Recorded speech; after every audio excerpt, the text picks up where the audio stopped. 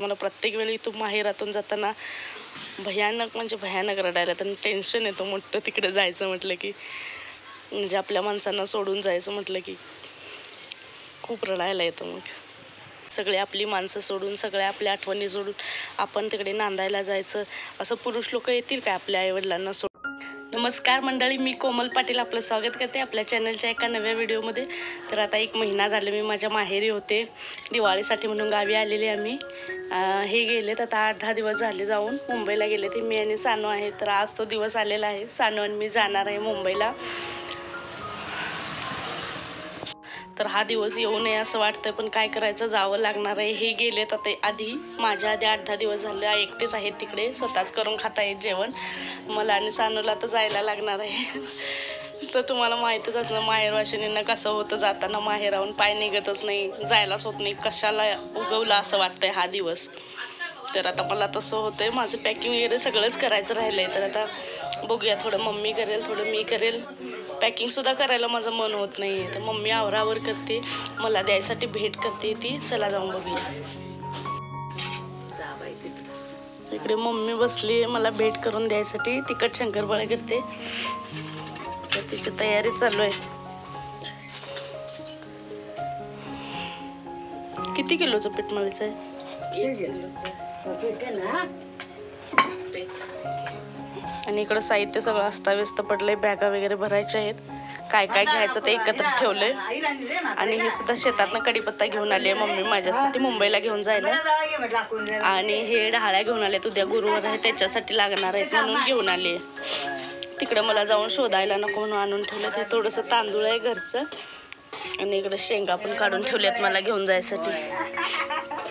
आणि हे शेतातले तीळ आहे ते सुद्धा दिलेत. बरंच काय काय दिलंय. संध्याकाळी खूप बॅगा पण होणार आहेत आता माझ्या.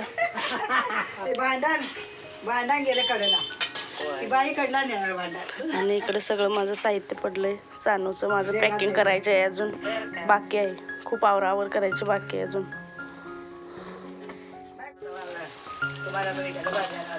काय काय घातलेस शंकरपाळे करायला? तिखट, मीठ, ओवा, तेल गरम करून. किती किलोचं आहे? 2 किलोचं केलीस आहे? भरपूर होत्यात गे. होय, तिखट शंकरपाळा. अजून आहेत अजून आहेत बाकी करायचं. अजून जेवायचं बाकी आहे आमचं. चांगल्या झाल्यात ना आता. कशा झाल्यात ग? इकडं नाश्त्याचं साहित्य बनवलंय, जेवणाचं साहित्य माझं आणि सानूचं बनवलंय आमच्या मम्मी. आणि इकडं सानू बसली खेळायला. सानू, तुझं नाव सानू करायला गार झालं. पॅकिंग चालूच आहे अजून. अजून बॅगा झाल्या तर भरून. आणि मम्मी इकडे लाडू वळते रव्याचे. सानू,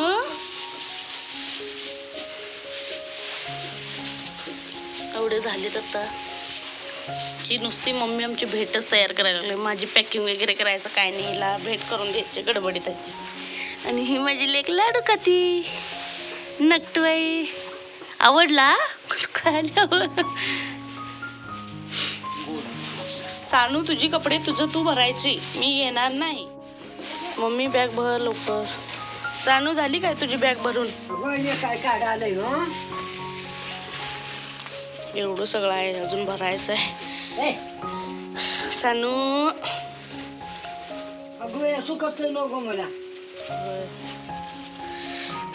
काय काय बोजा द्यायला, आळूची पानं, कढीपत्ता. ठेवा बांधून घेतली. मला असं सारखं वाटतं की म्हणजे इकडून माहेराहून आपण सासरी नांदायला का जायचं, मुलींनीच का जायचं नांदायला, पुरुषांनी काय यायचं नाही. ही प्रथा बंद पडायला पाहिजे. जसं हुंडाबळी बंद झालं तसं आता ही काय ते बायकांनी नांदायला जायचं बंद व्हायला पाहिजे आणि पुरुषांनी नांदायला जायचं अशी प्रथा चालू व्हायला पाहिजे आता. मला तर असं वाटतं. मला प्रत्येक वेळी इथून माहेरातून जाताना भयानक म्हणजे भयानक रडायला तर टेन्शन येतं मोठं तिकडे जायचं म्हटलं की, म्हणजे आपल्या माणसांना सोडून जायचं म्हटलं की खूप रडायला येतं. मग असं लहानापासून इथं वाढलेलं असतो आणि सासरी नांदायला जायचं. इथली सगळे आपली माणसं सोडून, सगळ्या आपल्या आठवणी सोडून आपण तिकडे नांदायला जायचं. असं पुरुष लोक येतील का आपल्या आईवडिलांना सोडून? जसं आम्ही जातो आपल्या आईवडिलांना सोडून, तसं कोणी नाही येणार तसं नांदायला.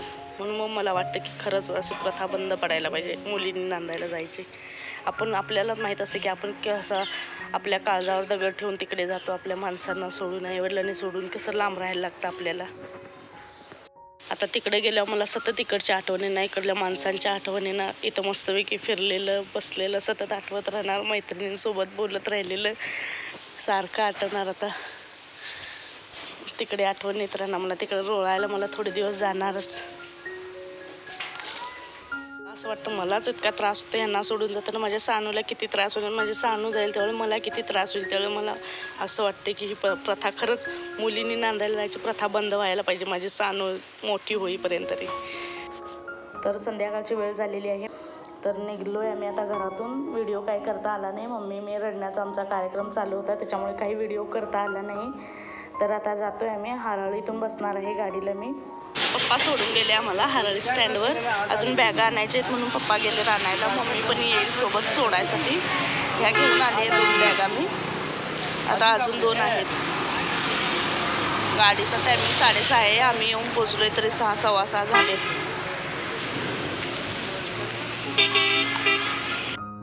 महालक्ष्मी ट्रॅव्हलचं बुकिंग केलं स्लीपरचं, तर जाणार आहोत सानू आणि मी, आणि उतरणार आहोत मग ऐरोली रबाळे पोलीस स्टेशनला उतरणार आहोत सकाळी. सानू जाऊया बघू आम्ही, बोल जाऊया. चल ना, टाटा करा, बोल जा. काय घरात मम्मीला वगैरे भेटताना व्हिडिओज करायला भेटला नाही मला, तिला भेटून येताना व्हिडिओज करायला भेटला नाही, खूप गडबड झाली म्हणून आले लवकर मग व्हिडिओ न करता. माझी आई नाही नाही नाही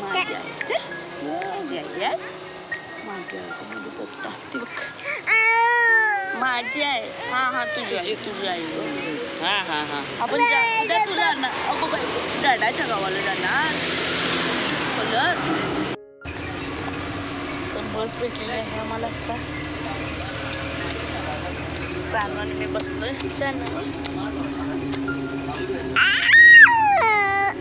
मम्मी ते आलेले बसमध्ये, बॅगा वगैरे ठेवायला आता ठेवून गेली. व्यवस्थित आहे बसायला जागा वगैरे. इकडे बॅगा वगैरे ठेवली, सिंगल सीट आहे आणि इकडे आहे डबल सीटची. या महालक्ष्मी गाडीने आधी खूप येणं जाणं केलं, आमचा खूप प्रवास झाला आहे या गाडीने. आधी ह्या सगळ्या गाड्या सिटिंगच्याच होत्या, पण आता स्लीपरला जास्त डिमांड आली, त्याच्यामुळे त्यांनी या गाड्या स्लीपरमध्ये कन्वर्ट केल्यात. खाली सगळे सिटिंग आहे आणि वर तुम्ही बघू शकता हे सगळे स्लीपरचे आहेत. एका साईडला 2 सीट आहेत आणि एका साईडला 1 आहे. अशा प्रकारे यावर स्लीपर आहेत आणि खाली सगळे सिटिंगचे आहेत.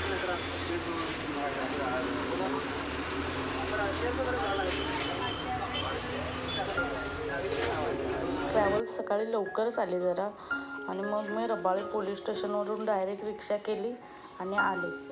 मग हे बिल्डिंगच्या खाली आले आहेत आता मला घ्यायला.